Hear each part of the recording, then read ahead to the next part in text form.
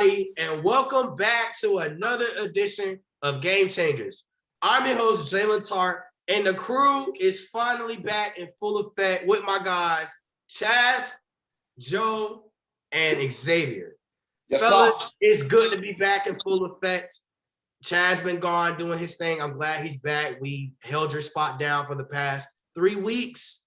And without further ado, we're going to get right into it with the breaking news. So, fellas, shockwaves around the NFL has made everyone go crazy. John Gruden parted ways with the Las Vegas Raiders as of Monday. He was founded with some emails. I'm trying to pull up the information now.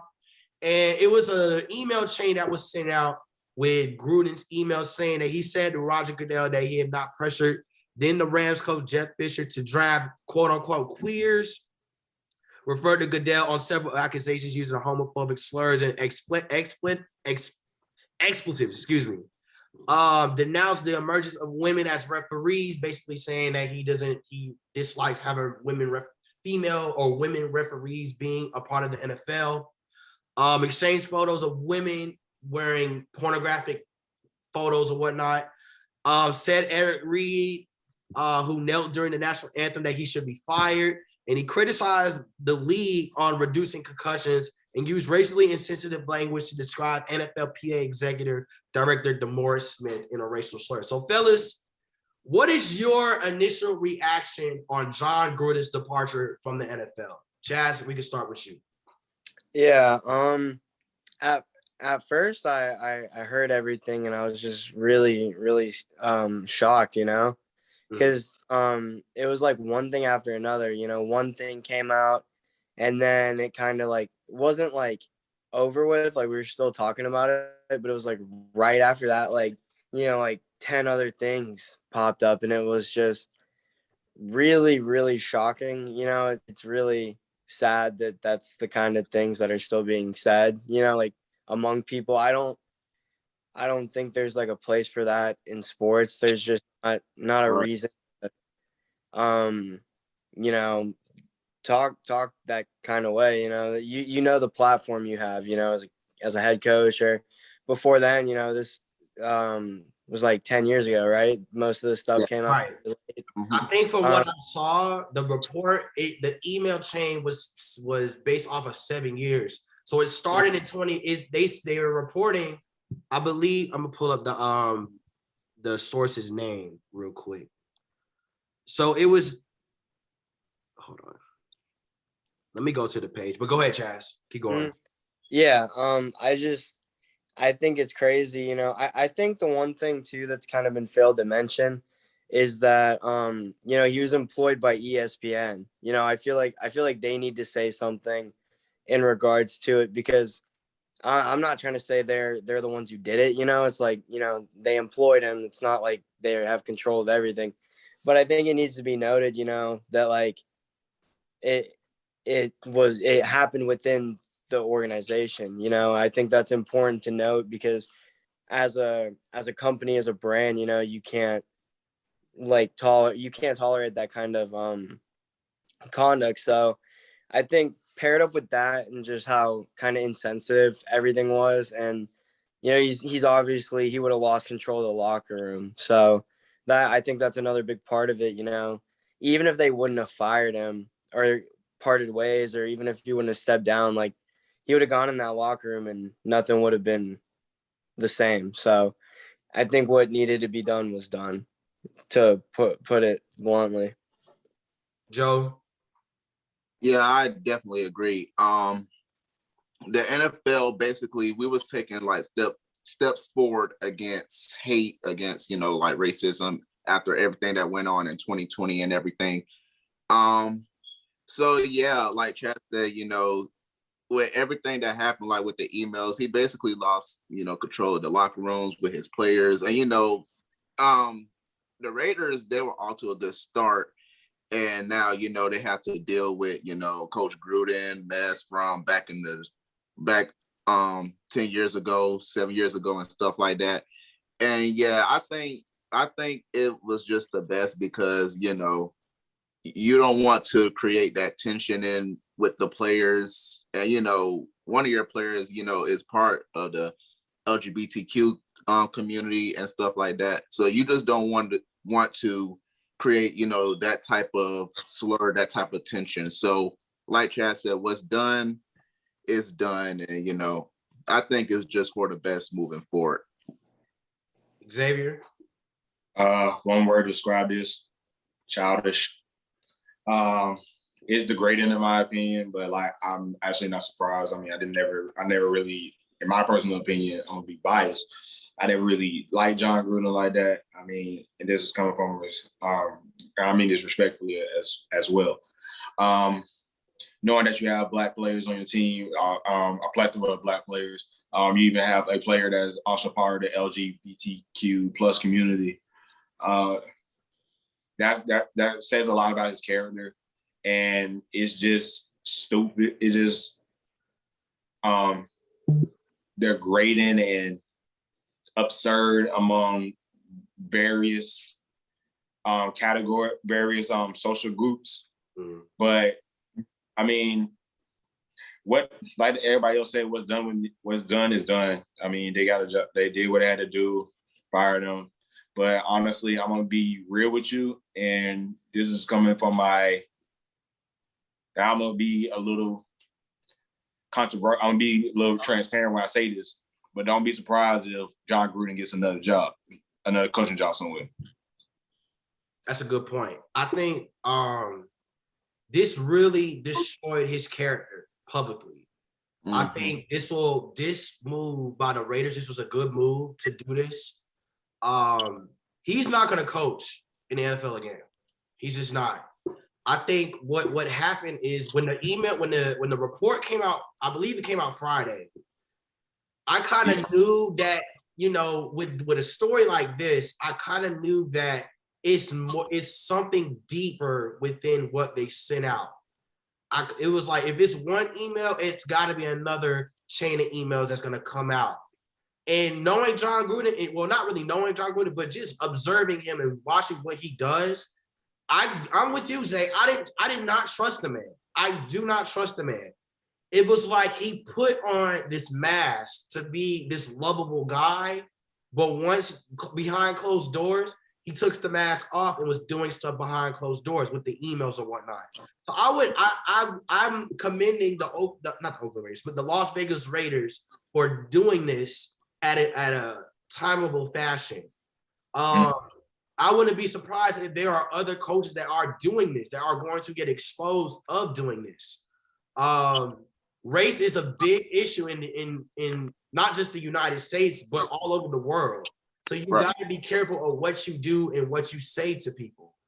That's all I really got on it. But I'm just disappointed. His character is exposed, and people are just going to view him as this person that's talking bad about people. Even though he sent out an apology, I don't buy his apology. He said, I didn't mean to hurt anyone. You clearly you hurt a lot of people. So I just didn't buy it at all. But good move by the Las Vegas Raiders for firing him and filling in that role of another coach. Mm-hmm. I believe his name, I'm gonna look to see what his name is. I looked it up. It was something, God Lord. Rich Bisaccia. Rib Bisaccia, that's his name. Yeah, Bisaccia. And he's a special teams coordinator. So I feel like he will, and I will also say this too before we move on. Derek Carr was having such a good season, and from what I've seen, he had a very close relationship with John Gruden. Yeah. This will impact him in his performance going forward. I hope it will go back up. But watch a decline in his performance in games throughout the weeks, because he really was very close with John Gruden. They had a strong relationship because he was the one that helped rebounded the organization to this winning culture, what we saw this past 5 weeks in the NFL this year. So just be on the lookout for Derek Carr. Even though he's playing good. Go ahead, Zay.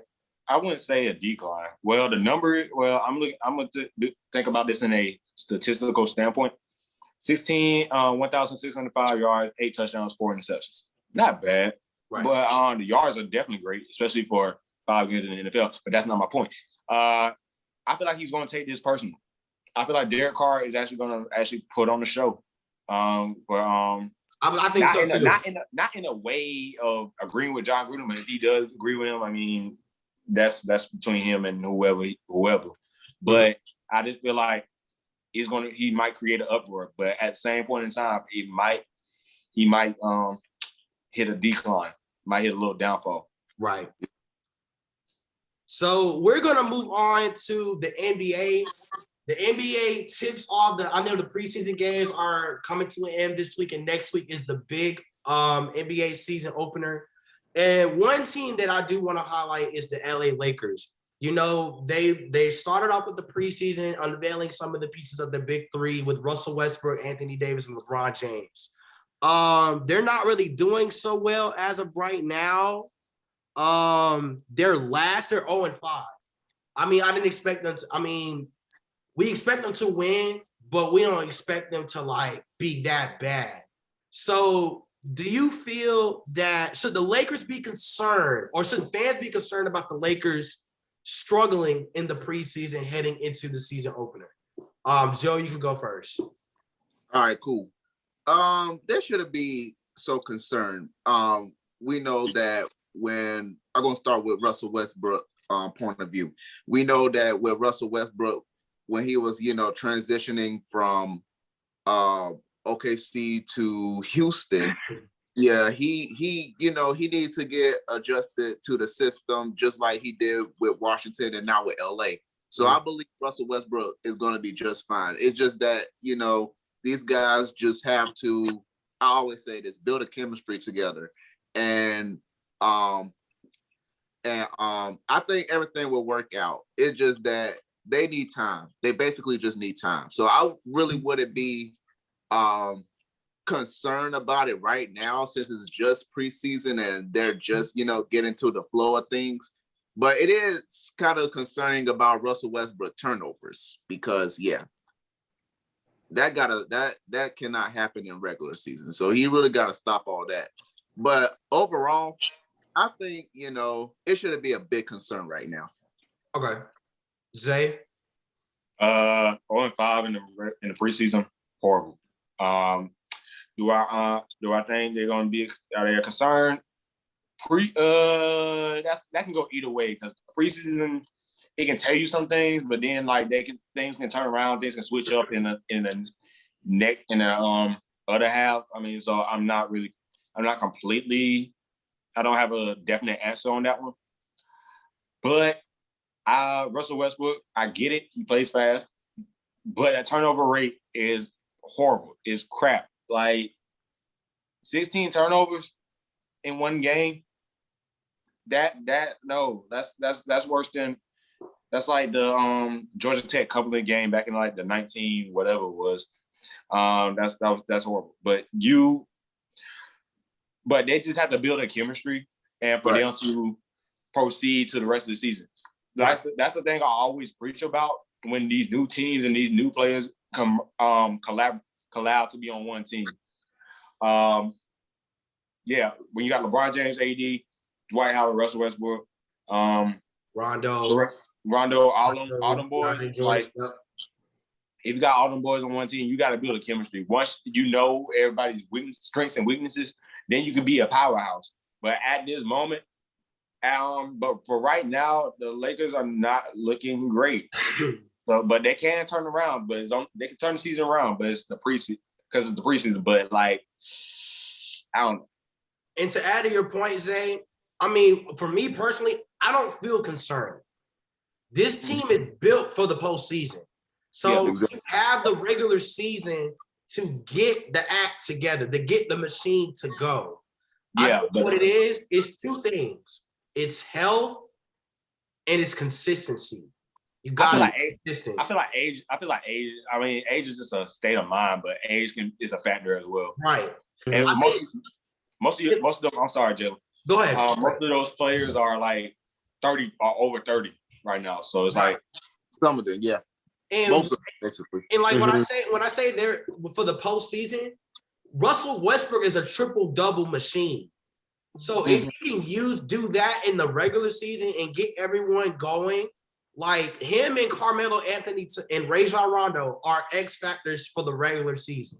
They gotta make their names known for the franchise because they're built for the postseason. But you gotta be consistent, you gotta have stamina, and you gotta be healthy. I'm very concerned about AD because he only played 32 games last year.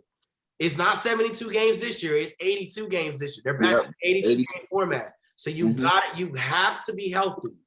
I think they will do well in the playoffs, but it all depends upon how healthy are the Lakers. I'm not concerned because from what I've seen, they're moving they're passing the way they get everyone going in the preseason with the Warriors. I think that Warriors game was last night. They had some open looks. They had some good moments in that game. But they got to be able to convert on those open opportunities. But I think that they're going to be fine. Go ahead, Chaz. Yeah, I don't think there's ever really a need to be concerned or worried when you look at a LeBron James led team in the preseason. I don't think he even looks at the preseason anymore as a challenge. You know, even the regular season is kind of him just feeling his team out and trying to figure out what pieces fit where and how to best utilize them in the postseason. You know, after that incredibly long run of finals appearances, I don't think as he ages, he's going to prioritize the preseason, you know. But like y'all were saying, I think that health and age go hand in hand because you look at players kind of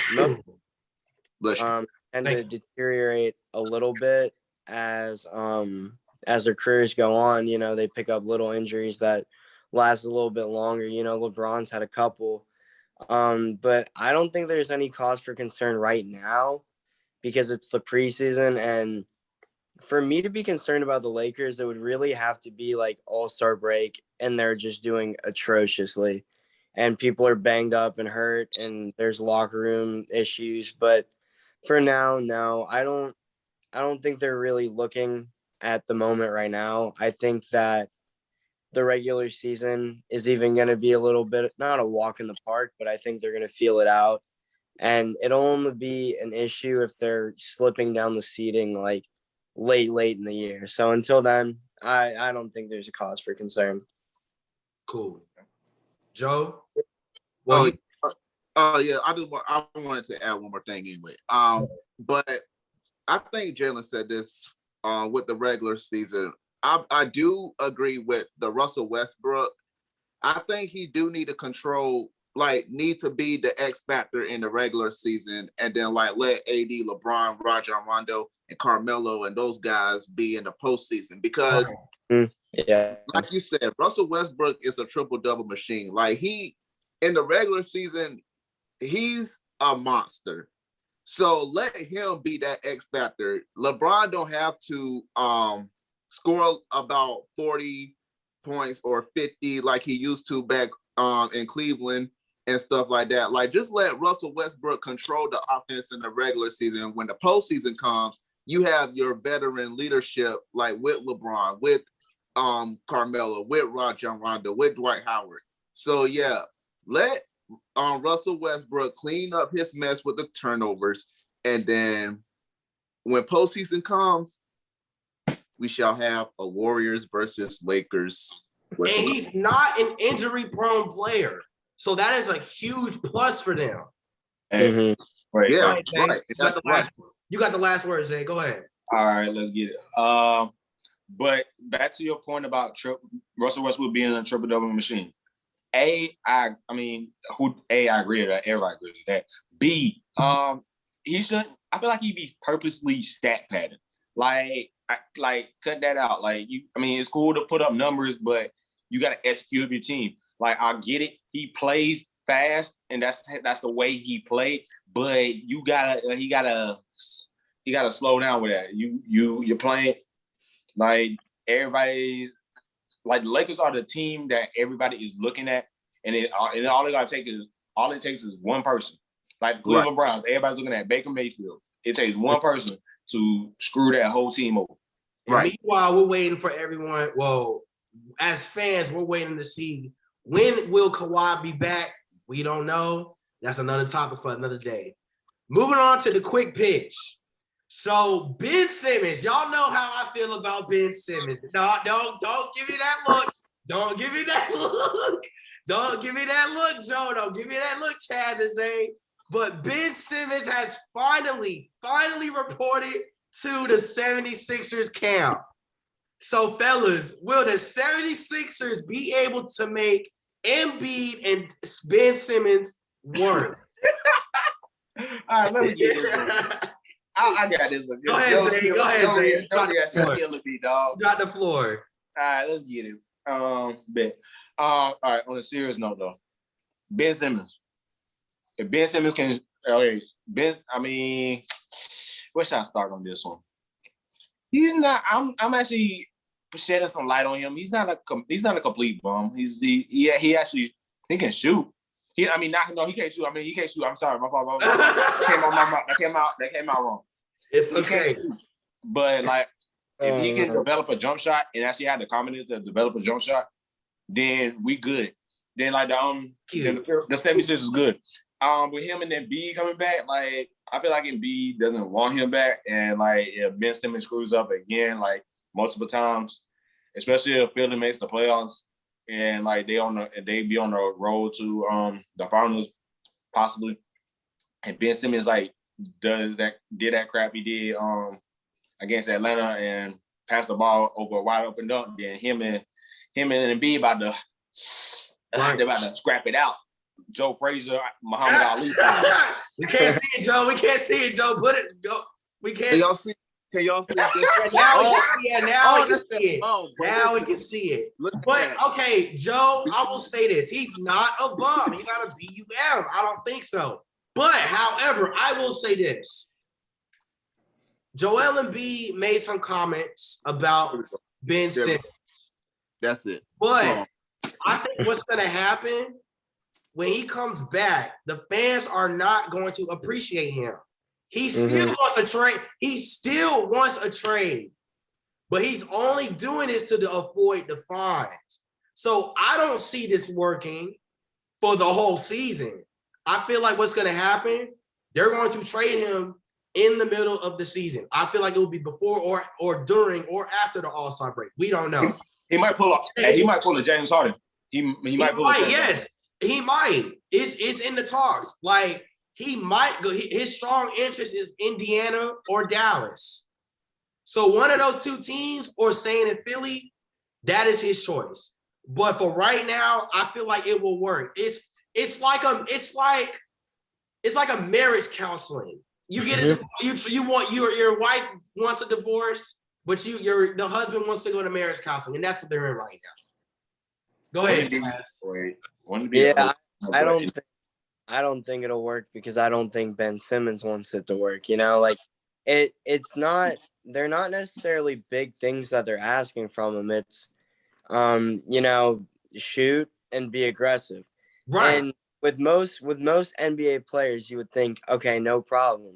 Shoot, get better. I'd rather you miss instead of not shoot, and be aggressive, and you'll learn through it. You watch Giannis, couldn't shoot free throws, but he kept shooting them, and when he really needed to, he hit the ones he needed to and won a finals.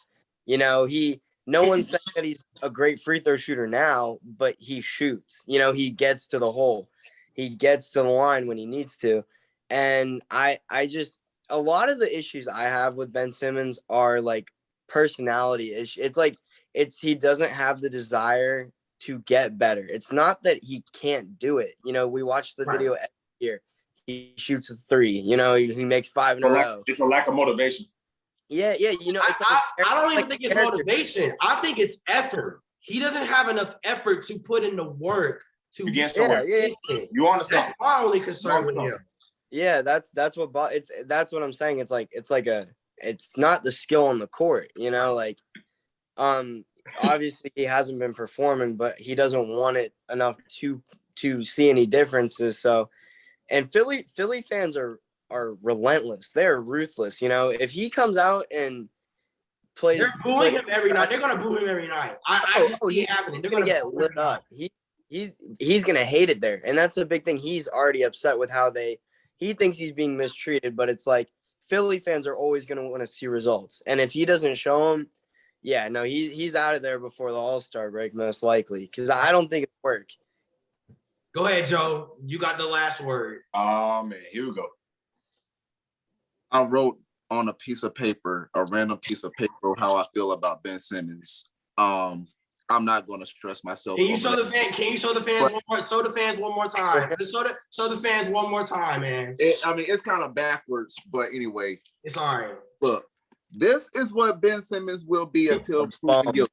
BUM, a bomb. Now, Philadelphia and Ben Simmons is like in this toxic relationship in a way.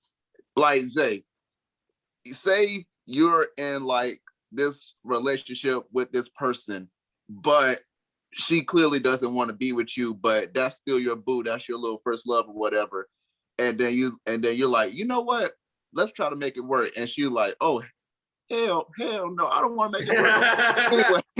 anyway, and then you just gonna be like, okay, I mean, we can work through anything. And then she's like, I don't want you. That's kind of like what Philadelphia and Ben Simmons is in right now. Right. Philadelphia don't really want Ben Simmons like that. I don't believe that at all. But Embiid will try to make it work until Ben Simmons like find another team or he gets traded. I think Embiid gonna find a way to make it work with Ben Simmons if before stuff happens like with Ben Simmons either going to Indiana or Dallas. But yeah, BUM until proven. Hey, wrong. I will say one thing. No, I don't want to hear you because no. But y'all hear me out. Oh, y'all man. hear me out. Nah, hear him out. Listen, Okay. What I would do as the Philadelphia owner, I would bring in Allen Iverson and help develop Ben Simmons. No. Because look what he's done with the organization. He's not a part of the organization. What better way to improve Ben Simmons than bringing a Philadelphia 76er legend and AI himself? I mean, but is he gonna shoot, jump shot? That is the question. We don't know. Look, I feel like it will help him. I'm not going to stress myself about Ben Simmons. Is that I mean, he's a great defensive player and all that, as y'all pointed out, but this is an offensive-driven NBA league now. You have to shoot the ball. Like everybody's saying, Giannis. I mean, Giannis really can't shoot the ball like that, but he still shoots it, right? That's what we get from Ben Simmons. And until then, BUM. I got one. A win now situation. Go ahead, Zay. Zay. Man, I'm gonna sound like shout out all the time. I'm gonna sound like them real quick, man. Oh, Zay, come on. You was just on my side about this a couple. No. This I was talking about how Joel Embiid and Ben Simmons gonna be scrapping out. All I know is if you hear on the news somebody got their ass beat, then you already know. Respectfully though. Respectfully. So this is a real sense. The next quick pitch. This is very, very sensitive here. So this whole Kyrie Irving vaccine, non-vaccine story that's out right now. I want to know from y'all, should the Nets move on from Kyrie Irving this upcoming season? Chaz, you got the floor. Yeah, like you said, it's kind of a tough topic, It dives into the whole, like, the reasoning is all the vaccine and all, like, the political aspects of it. But if I were Kyrie Irving, I honestly wouldn't have any trust in the Nets right now. So it's not even as much as if the Nets should want to get rid of Kyrie. It's more like, should Kyrie even want to be there? And for me, I understand the side of like, yeah, you have the choice to not get the vaccine, but you also have to face the punishments or repercussions. But you're putting someone in the situation where their choice on whether or not they want to get vaccinated or not stops them from being able to put food on the table. So Right. it's almost like, yeah, you have the choice. It's like saying like, yeah, you don't have to take it, but have fun having no source of income, no way to provide. So it's just really hard because it you know what I mean? It's hard Right. to try to, We yeah, would you have the option to not do it, but have fun trying to find somewhere to play basketball or make any money for yourself. right. I think that's where like the sports in general need to take a real long look at what's been transpiring and how to go about it in a way that it doesn't feel like you're being forced to make a decision based on the league's rules, because I feel like there's bigger things at hand with players and some of the things that they do, and they're given chances to play, like just think of all the players that have gone through allegations, and until they're like found guilty, or even if they are found guilty, they can often play through those issues. And I think some things go deeper than a vaccine, kind of, like a political issue. And it's a hard thing to talk about, but I really do think both sides, like the NBA in general, needs to look at it and think about a better way to handle these kind of situations, if that makes sense. Right. We would. Yeah. Go ahead, Joe. I'm going to make it quick. I think, yeah, they should just go ahead and move on from Kyrie Irving.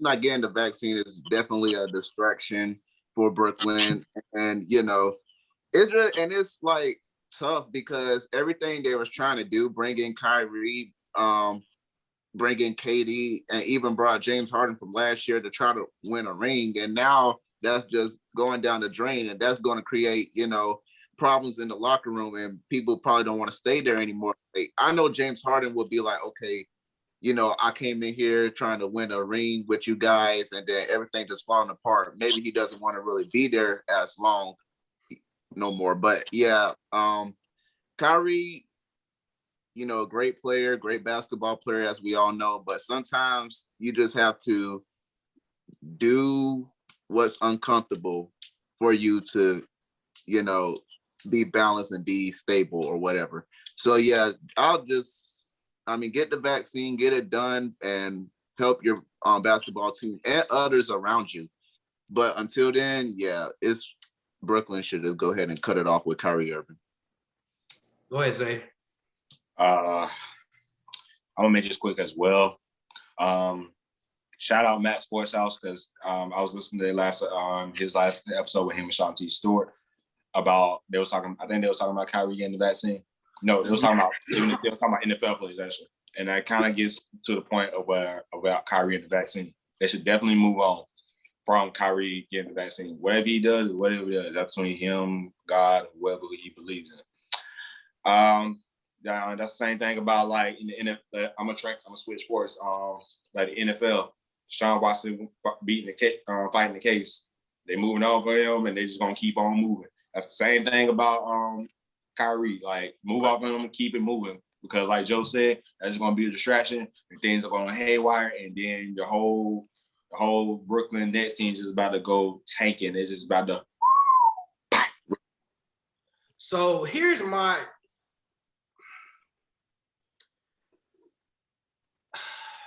I don't even know where to begin. Take your time. People are still dying from this COVID-19, from the coronavirus. Mm-hmm. You got to take in consideration that people sacrifice their time, their energy, and their money to provide, like what Chad said, for them to put food on the table. Right. For you to come in an environment and have your own mind and say, I'm not getting vaccinated and I'm not going to give a damn of what anybody thinks about what I do, like, forget them. Like, that's really what Kyrie is saying. If Andrew Wiggins, who is literally on the same player that did not want to take the vaccine, comes to his senses and wants to put basketball first and get vaccinated, then you should do it too. Exactly. That is common sense. Perfect. That's perfect example. Because look, you sacrifice so much. I feel so bad for James Harden now because you sacrifice so much for him to bring him in to win a championship, his first championship, and now it's in jeopardy now because you're not getting the vaccine. When everyone around the league, even LeBron James, had his doubts on the vaccine, and he still got it for the benefit of the team and for the benefit of the sport. It just does not make any sense. Get vaccinated. If you want to win a championship, get vaccinated. And that's all I really, before I, Take your time, bro. Man, it's common sense. People are still dying. People are getting it every single day. The numbers are going up every day. Right. For him to say that, for him to make a comment and not care about what other people think, it's just beyond selfish. It's selfish to me. Exactly. And to add to that, it's not just about basketball. You know what I'm saying? It's really like this is happening all over the world. Like I was even questioning about getting vaccinated myself, but I'm going to get vaccinated, and not just for me, for my brothers, for my mom, my dad, like everybody. Like sometimes you just have to sacrifice. Like sometimes in life you have to make sacrifices for yourself, and that what Andrew Wiggins did it. LeBron James did it. Who else didn't want to get vaccinated in the NBA? Well, I know many players didn't want to get vaccinated, but they did it for others instead of themselves. Exactly. So Kyrie, I mean, like you said, you can do whatever you want with your own body, but just do what's best for your team. Put somebody else in front of yourself for a change. Right. I ain't even gonna hold you. One more thing. If he is able to take the vaccine, then 9 out of 10, he might impact somebody else to get a vaccine. I'm gonna just leave it at that. You just never know. Yeah, right. Little kids looking up to him and be like, why is he not getting it? Like, they don't understand. Like, it's just sensitive. It's sensitive. We're gonna do one final take here. Are the Kansas City Chiefs Super Bowl contenders as of right now? Yes. Nope. Nope. No saying no. Nope. Chaz saying no. I say no. I'm gonna say no, but they do have time to get it right. Mm. They got time to get it right. Oh, that defense needs time to get it right. Washington this week. They got Chaz's Washington football, even though they don't have a mascot. An official name. They don't got a whole name. That don't mean nothing. And they still beating people. Hey, bro. Okay, this is a better one. I'm gonna look up their schedule really quick. Who, Washington's? No, y'all can. Oh, y'all. No, hold on, y'all. Give me. I got an off-topic question real quick. Go ahead. How you felt about Bama getting upset by A&M? See, me and Chaz had this conversation before we started. Yeah. Chaz, you say tell them what you told me before we went on air. Yeah, so we were basically talking real quick, and yeah, like I was excited to see it. I think it's good for college football, but my issue is that they lost to an unranked, supposedly not very good Texas A&M team and dropped to 5. They're like, and I know it might sound like I'm like complaining, that Clemson's not as good as they were in the past, but we lost to North Carolina State and dropped 16 spots. But Bama can lose and drop 4 spots. They can literally lose a game every single year and it won't be counted against them. So to me, I think there is a big Bama bias. It doesn't seem very fair to me that they dropped to 5. To an unranked team. Exactly. Team. I didn't even think about that. I didn't even think about that. Hey, but then again, that's something to look into, fellas. But then again, This college football season has been. We lost to like the number 3. Wait, when we lost to Georgia, was they number 3 in the country? I think they in the country. They were in the country. 5. I think, like, but they were like a high-ranked team. But they were a high-ranked team that we lost to. But Bama, like Trent said, Bama lost to an unranked team, and they're at number 5. Yeah, the more I think about it, the more upset I get, because it's not fair, and it's literally just because it's Bama. Georgia could do it, and they would fall out. Florida lost, and Kentucky. Undefeated Kentucky, and they dropped to like 20. Yeah, you know what I mean? Like it gets me worked up, because it's like, oh my goodness, if we wouldn't have lost to NC State, we could be in the top 4 right now. And it was only by 1 score, so I have to. I hate to say this, but you're right. I think what it needs, the committee needs to make it a fair trade for everyone. Mm-hmm. I feel like the last point. Will the Lions win this week? They played the Bengals at home. No. Yes. Yes. Hell no. Yes. Hell no. Listen. He warmed me up when he was crying. I felt so bad. But I did too. But who was crying? Dan Campbell, the coach. Okay. So coming into the season, I was very, very skeptical of the Lions, of Dan Campbell, of Jared Goff. But they're competing.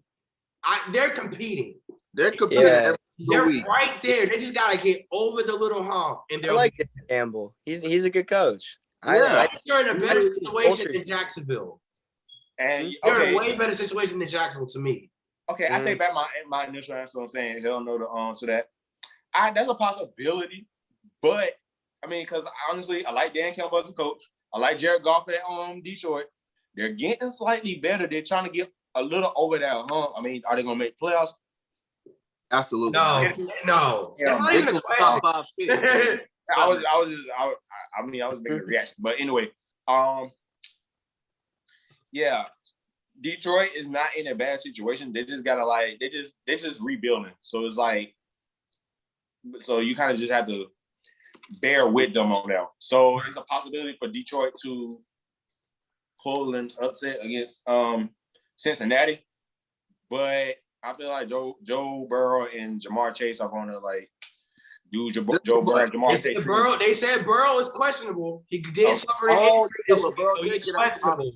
But I thought was there something wrong with his throat or whatever? They said he got poked in the throat, and he.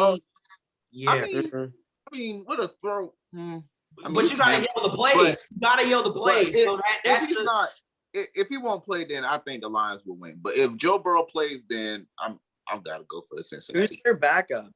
Brandon Allen. Oh yeah. I don't even know who that is. Brandon Allen. Yeah. The backup, Detroit could win that game. They could win. Because they have a solid running game. You got a solid receiver, and then you got Jared Goff. Shout out. Who is not a bum. He's not a bum. He's not no scrub. He's not a scrub. He's just tanking slightly. He's basically in the same position as Matthew Stafford was in Detroit. All over again. Like Jared Goff has been going for him in Detroit.